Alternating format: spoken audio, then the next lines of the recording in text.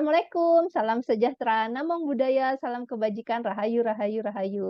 Halo kawan pesat, akhirnya kita berjumpa lagi nih dalam podcast Pesat, Paguyuban Ekosistem Informasi Sehat bersama saya Cahya Suryani, selaku Komite Edukasi Pesat Jatim sebagai host kali ini.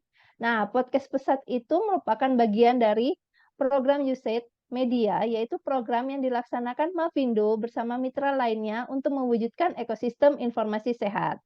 Nah, kawan-kawan, pada episode kali ini kita akan membahas terkait berdamai dengan gadget.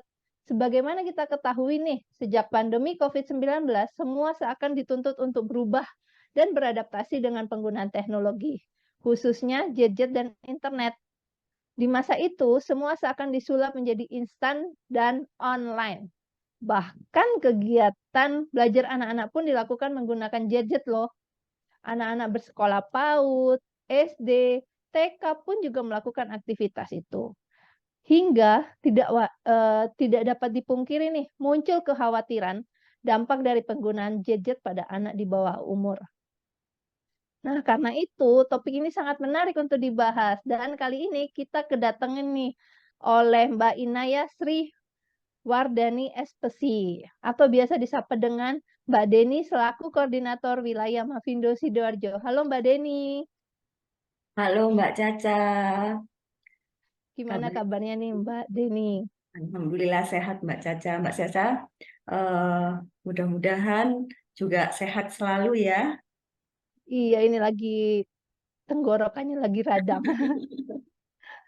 Oke, Mbak Deni bisa dijelaskan nih ke kawan-kawan pesat kesibukannya sehari-hari ini tentang apa, mengenai apa kayak gitu.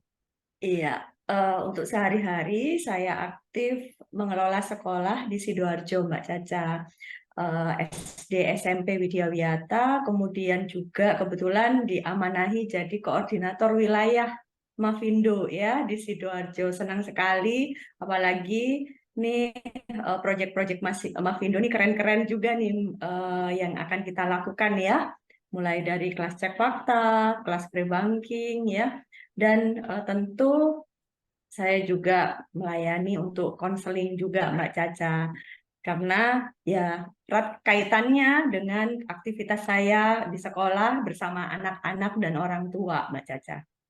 Wah, sibuk banget ya, Mam. Mbak Deni nih. Seperti yang sudah saya sampaikan tadi ya, Mbak Deni pengantar tadi ya. Jadi selama pandemi ini kan semua aktivitas berubah ya. Dari yang awalnya tatap muka, anak sekolah juga diantar ke sekolahan. Nah, sejak pandemi itu semuanya menggunakan online, semua menggunakan gadget nih. Muncul kekhawatiran oleh orang tua terhadap itu. Kenapa sih, Mam? Kita harus berdamai dengan gadget. Menurut Mam Deni sebagai pegiat literasi digital dan juga seorang guru. Oke. Nah, mau tidak mau ya, COVID ini mempercepat kita untuk beradaptasi dengan namanya internet digitalisasi. Sebenarnya kalau kita sudah berada di posisi terpaksa ini kan harus melakukan ya. Nah, Iya, yang benar kita banget. harus lakukan ya mau tidak mau kan berdamai nih Mbak Caca ya dengan keadaan ini. Nah, kemarin anak-anak yang tadinya kita larang, terutama yang SD, SMP ya, sekolah dasar nggak boleh nih bawa gadget ke sekolah. Tapi setelah pandemi mau tidak mau harus dipaksa mereka harus membawa dan apa harus selalu berada di depan gadgetnya ya, mau di sekolah, mau di rumah, seperti itu. Dan tentunya saya menyarankan yuk kita berdamai dengan gadget seperti itu. Karena sudah eranya, kita tahu eranya sekarang kan sudah masuk di era industri 4.0 yang diimbangi juga dengan kemajuan digitalisasi, Mbak Caca. Eh, kita tidak bisa menghindari lagi ya, kita mau sembunyi kemanapun ya itu udah tuntutan kan kayak gitu. Kalau kita nggak beradaptasi katanya nanti terdisrupsi ya. Mau tidak mau Iya, kita harus mau berdamai dengan gadget ini, termasuk nih orang tua mau juga apa ya mengizinkan lah. Proses mengizinkan inilah bagaimana orang tua harus berdamai dengan gadget yang ada di tangan putra-putrinya seperti itu Mbak Caca. iya. Selama, masa Covid kemarin ya, menurut Mbak Deni sendiri sebenarnya apa sih kekhawatiran orang tua sampai kenapa harus berdamai? Iya. Nah, ini tadi kan saya juga melihat fenomena banyak orang tua yang hadir konseling gitu ya. Mereka mengkhawatirkan itu. Bagaimana anak-anak yang tadinya tanpa gadget kemudian harus dengan gadgetnya. Mereka mengkhawatirkan tentunya tentang keamanan digital anak ya. Terutama ini hubungannya erat dengan perlindungan data pribadi ya Mbak Caca ya. Yang sekarang lagi galak di apa disosialisasikan. Kemudian keamanan informasinya bagaimana? Ya, bagaimana anak-anak belum mempunyai keterampilan mungkin untuk memilah informasi yang tepat. Kemudian keamanan berinteraksi. Ya, ketika mereka hadir mungkin di dunia media sosial, mau tidak mau kan ketika mereka pegang gadget, kadang-kadang tidak bisa dipungkiri mereka berkomunikasi juga melalui WhatsApp ya paling tidak ya. Kemudian mengirimkan tugasnya harus diposting di IG, mereka harus punya IG seperti itu ya. Nah, keamanan berinteraksi. Kita tahu kadang-kadang anak juga akan punya apa ya? Menjadi korban ya pedofil anak seperti itu. Kemudian keamanan kontennya ya. Kita Wah, tahu itu juga. konten ini luar biasa. Terutama Mbak Caca kalau di Indonesia ini yang lagi marak nih kan TikTok ya. Iya, bener banget. Minim sekali edukasi kontennya, beda dengan mungkin di negara lain yang memang dibatasi. Nah, Indonesia ini polemik banget nih konten di TikTok yang sekarang lagi familiar untuk anak-anak. Nah, itulah kekhawatiran dari para orang tua dan menurut survei nih Mbak Caca, 51% orang tua khawatir terutama mengenai keamanan digital berhubungan dengan data pribadi, Mbak Caca. Itu sih menurut saya selama 3 tahun pandemi ini ya. Luar biasa.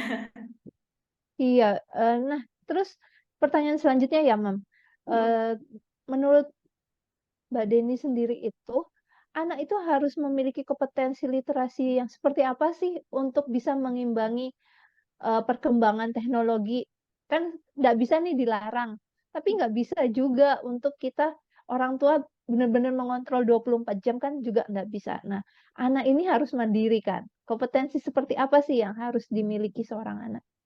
Nah, tentunya kalau saya sendiri merujuk pada 4 pilar, Mbak Caca ya. Digital skill, digital safety, digital etik, dan digital culture yang sudah dicanangkan. Nah, ketika kita sudah mengizinkan anak-anak kita menggunakan gadget, sebelumnya tentu harus ada edukasi ke mereka. Ini sebenarnya peran orang tua dan sekolah, Mbak Caca. Ya, Oh, bukan sendiri ya, bukan yes, orang tua sendiri, sekolah sendiri. bukan. Karena mereka menggunakan gadget ini kan juga kepentingan sekolah ya.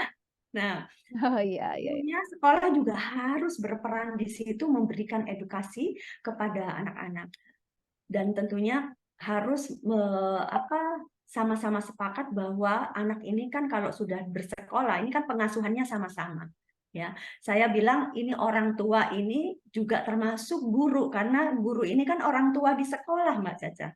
Jadi yang mengedukasi Iya. nggak bisa yang di rumah aja ya. Nah, perannya di sana. Bagaimana memberikan di awal kalau kita berbicara di dunia pendidikan adalah pijakan awalnya. Itu penting.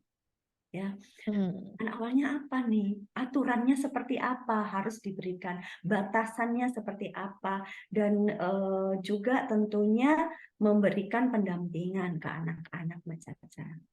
Oke. Nah, nyambung pertanyaan tadi ya, Mbak Deni sendiri, pola asuh yang tepat terhadap anak-anak generasi Z ataupun juga sebenarnya generasi alfa yang baru-baru lahir aja udah kenal dengan yang namanya digital, entah lahir langsung direkam orang tua, diposting di IG dan sebagainya. Pola asuh yang tepat kayak gimana sih menurut Mbak Deni sendiri? Tentu kalau yang paling tepat sih mau di zaman manapun, di era manapun yang demokratis ya. Cocok seperti itu. Tetapi yang seperti apa nih demokratisnya kan di era digital seperti ini ya. Nah, di situ kita tentu namanya sebagai orang tua yang penting itu harus pendampingan yang pertama.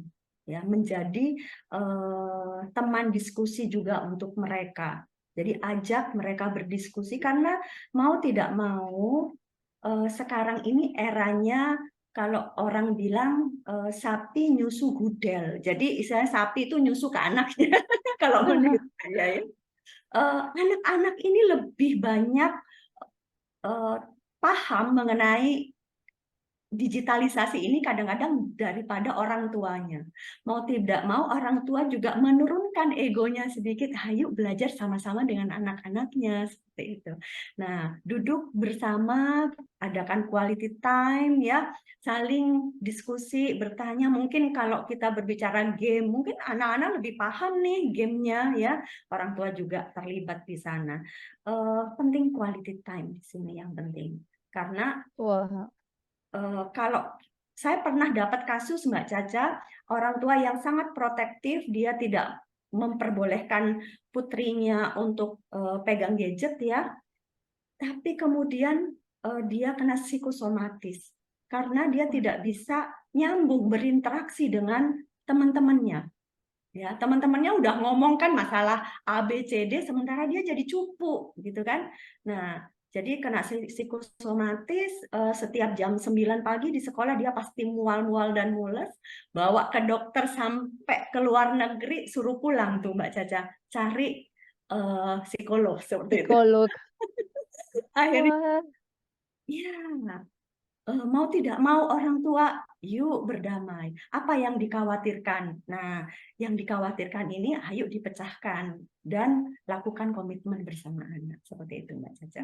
bener-bener harus pendampingan ya. Iya, Walaupun enggak 24 jam, tapi tetap meluangkan waktu yang berkualitas untuk betul. berbicara, berdiskusi dengan anak.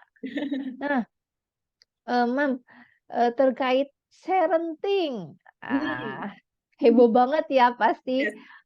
pasti saat-saat awal masuk sekolah nih, sudah penuh dengan galeri-galeri di Instagram, entah di Facebook, bahkan di TikTok pun juga ada postingan orang tua yang mengantarkan anak wajahnya kelihatan, berpakaian sekolah, dan sebagainya.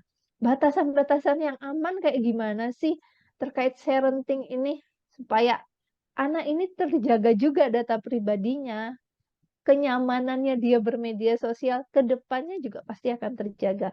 Kayak gimana sih tips, menurut Mbak Deni sendiri? Iya. Perlu orang tua juga memahami, nah, bahwa anak ini diatur di Konvensi Hak Anak. Ya. Banyak orang tua terutama di Indonesia yang masih ini ya kurang sekali mengenai sosialisasi karena mungkin masih ada relasi kuasanya kuat sekali kalau di Indonesia. Orang tua ini berhak ya segala-galanya kepada anak. Padahal menurut konvensi anak ya kan orang tua ini anak ini punya hak ya, hak dihargai pendapatnya, hak hidupnya ya. Kemudian hak kepentingan terbaik untuk dia dan hak non-diskriminatif. Nah, terutama hak dihargai pendapatnya. Nah, itulah kenapa perlu diskusi meminta izin juga ke anak. Nah, boleh nggak aku share ya?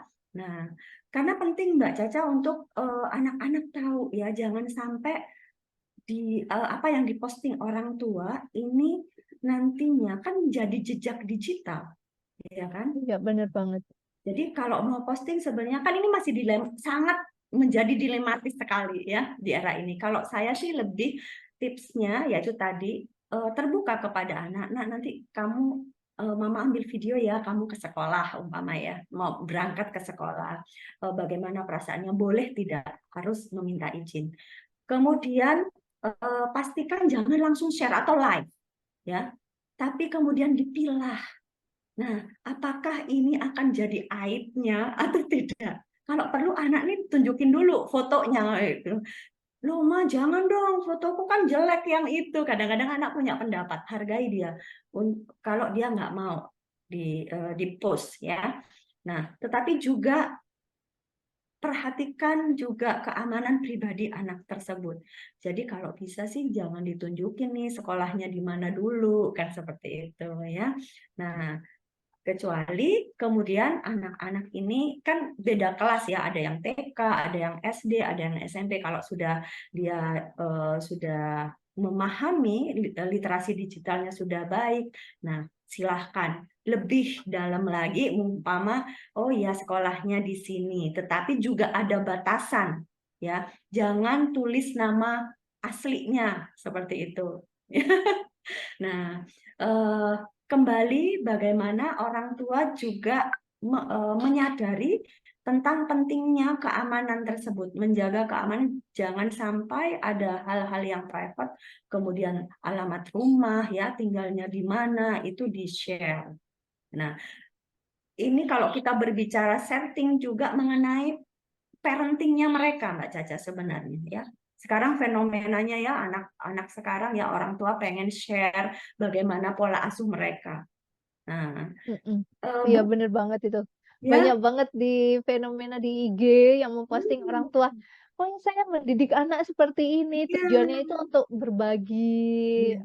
untuk mendapatkan support. Nah, Tapi ternyata memberikan dampak ya, Mbak. betul. Pastikan kontennya ya. Nah, kadang ada yang share anaknya lagi mogok, males, marah, hanya dia cari barang gitu kan, dia marah-marah di post gitu kan. Kan kasihan anaknya nih ya. Kalau saya jadi anak, loh aku lagi kok emosiku lagi nggak bagus, aku di-share ya gitu kan. Nah, sebenarnya untuk share sesuatu itu pun berbicara parenting kan nggak harus anaknya yang ditampilkan gitu ya. Nah, boleh ditampilkan pun coba kontennya yang apa ya, benar-benar dipilah. Saya nggak bisa ngomong nggak boleh Mbak Caca ya, karena eranya apalagi sekarang era video ya. Nah ini yang Iya bener banget. hati-hatilah, ambil sisi yang tepat. Jadi benar-benar sebelum post ini benar-benar diperhatikan apakah yang akan dipost ini sudah aman atau tidak seperti itu. Jadi diperhatikan yaitu tadi hindari menulis nama lengkapnya, tempat tinggalnya. Kalau masih kecil ya sekolahnya jangan dulu deh, gitu ya. Kalau dia berangkat jangan sampai bednya kelihatan seperti itu ya. Oke lah senang sekolah. Nah dilihat dari kontennya benar-benar diedit lah yang aman seperti itu Mbak Caca. Oh ya. Terus selanjutnya ya, Mbak Deni terkait tadi batasan parenting tadi ya. Kan memang nggak bisa dilarang juga karena memang sudah eranya dan tips-tips tadi itu. Pernah nggak sih ada kasus di yang Mbak Deni sendiri alami atau mendengarkan terkait over parenting dari orang tua? Karena Ya, ini fenomena yang benar-benar eee, apa ya, baru, sebetulnya bukan barang baru juga, cuma baru karena ada media sosial aja sih. iya. Dulu kan memang sudah ada yang berbagi. Iya, betul. Kalau ada anak yang sudah, anak-anak sekarang kan sangat ini ya, ekspresif ya. Mereka bisa mengemukakan pernah ada seorang anak yang marah ke orang tuanya karena postingan orang tua, gitu kan, tanpa izin, gitu. Nah, saya juga punya anak. Saya juga kalau anak saya udah besar, tapi saya tetap izin loh Mbak, gitu kan. Kadang, Ma jangan yang ini dong, aku lagi jelek gitu. Saya nggak akan post, gitu kan. Nah, sama anak-anak juga pernah marah sekali ke orang tuanya, tapi orang tuanya nggak merasa kenapa sih gini aja, kok kamu marah gitu kan. Nah itu jadi kepahitan ke anaknya. Sehingga hampir ketika orang tuanya sudah mau take, anak ini pasti dia nggak mau gitu kan, nggak mau dekat, jadi bondingnya akhirnya terganggu Mbak Caca, gitu kan. Padahal zaman sekarang ya orang tua kasusnya adalah di bonding dengan anaknya Eh, ya. nah itu kasus bonding itu sendiri juga kan sebagian besar dipengaruhi juga oleh perkembangan media sosial, bener nggak sih, Mbak Deni? Heeh. Nah, menurut Mbak Deni sendiri kayak gimana? terkait, bonding di media sosial itu sendiri. Karena kan biasanya orang tua itu deketnya di media sosial atau pertemanan di media sosial, dengan temennya pun deketnya cuma di media sosial. Begitu di dunia nyata, asik dengan handphone masing-masing. Nah, dikaitkan dengan topik, berdamai dengan gadget, ada batasan nggak sih, Mbak Deni terkait itu? Kalau kita berbicara bonding antara anak dan orang tua nih ya Mbak Caca ya. Nah, Oke. eh, sekarang fenomenanya memang luar biasa ya. Kenapa saya tadi menitik beratkan pada quality time. Kadang-kadang orang tua ini merasa, loh saya seharian loh sama anak saya ibu rumah tangga loh. Tapi seberapa lama Anda duduk dan hadir utuh untuk anak-anak Anda, itu adalah quality time. Ya. Kalau si ibu lagi nemenin anaknya belajar, tetapi dia sedang dengan gadgetnya, itu namanya nggak quality time, gitu kan? Quality time itu hadir utuh, terlibat. Nah, kemudian dia merasa, loh saya kan nemenin, ya, tapi ya itu tadi, ya nggak ada bondingnya, nggak terjalin. Kemudian saya sudah komunikasi kok, komunikasinya tapi lewat WA, sudah makan Ya. ya, tapi nggak hadir utuh gitu loh. Nah, ini yang penting banget ya, kehadiran itu dibutuhkan untuk anak-anak. Apalagi juga bonding sekarang berbicara itu adalah keterampilan komunikasi dua arah, Mbak Caca. Yang sekarang anak-anak, minim banget nih komunikasi dua arahnya. Ya, mereka terbiasa satu arah, akhirnya pasif. Jadi kalau diajak komunikasi cuman hah, gitu ya. Tapi Iya. tampilan untuk dua arah. Nah, ini bonding ini penting banget. Sampai biasanya, waktu sama-sama, pernah sekolah psikologi juga kan ya, itu ada kasus tentang bonding anak dengan orang tua sampai membuat orang tua dan anaknya itu merasa jauh banget. Aku nggak kenal orang tuaku siapa, karena memang orang tuanya hadir, tapi memang asik dengan gadget-nya itu sendiri. Iya. Untuk, closing statement nih, Mbak Deni. Oke. Terkait berdamai dengan gadget, kan kita harus berdamai. Apa yang harus dilakukan menurut Mbak Deni? Ya, tentu orang tua ya itu tadi hadir utuh Mbak Caca. Orang tua hebat adalah orang tua yang terlibat di manapun, gitu kan. Jadi tahu apa yang dilakukan oleh anaknya, apa rencana-rencana yang ingin dilakukan. Nah, hadir utuh, terlibat itu adalah kuncinya. Karena kalau terlibat pasti ada proses komunikasi di sana, ada pendampingan. Ya. Ingat, walaupun sekarang eranya sudah sangat dimudahkan, anak butuh kehadiran orang tuanya. Itu Mbak Caca. Oke, closing statement yang paling bagus nih. Orang tua tetap harus hadir dan harus terlibat dalam semua aktivitas anaknya agar tidak ada rahasia di antara orang tua dan anak. Betul. Orang Oke, tua baik. hebat, orang tua yang terlibat. Itu deh. Oke, orang tua hebat, orang tua yang terlibat. Terima kasih, Mbak Deni. Nasihat itu akan saya tanamkan juga untuk saya sendiri dan semoga semua teman pesat juga, kawan-kawan pesat juga bisa memahami, makna orang tua hebat, orang tua yang terlibat. Baik, terima kasih Mbak Deni atas paparan yang luar biasa, banyak sekali informasi sekaligus ilmu yang bisa kita ambil. Nah, kawan pesat juga bisa komen nih di bawah atau meninggalkan pendapat dan tanggapan mengenai konten-konten apa sih yang akan dibahas di episode selanjutnya yang pasti akan seru-seru seperti saat ini. Jangan lupa subscribe YouTube Mavindo atau untuk konten edukatif yang seru lainnya. Dengan ini saya Cahya Suryani dan Mbak Deni pamit undur diri, sampai jumpa di podcast selanjutnya. Salam. Salam.